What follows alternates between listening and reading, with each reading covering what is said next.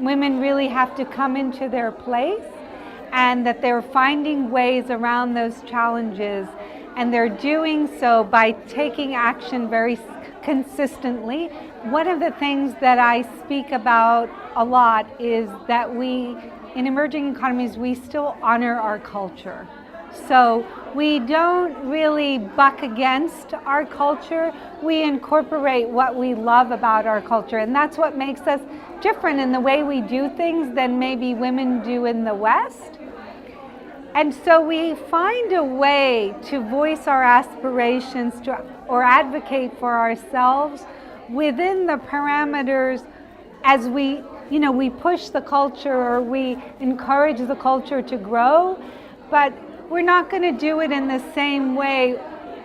It's not that we're not assertive in emerging economies. It might not look assertive to a Western woman, but it's assertive in our own way. My generation of women and the generation before, in some ways they had to act more like men to get ahead. They were, the first pioneers.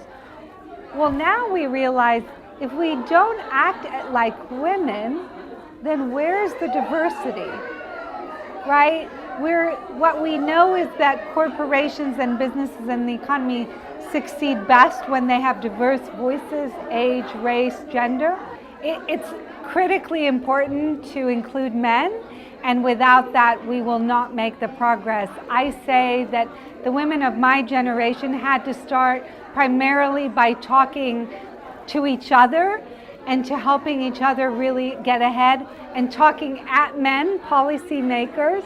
And the women of your generation, the younger women, have to talk with men and to work together.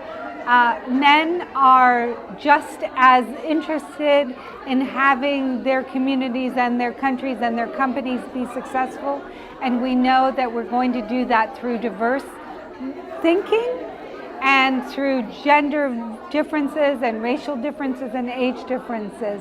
And I believe that we're going to crack the code of how women really break into and become equal economically when we're working together with men.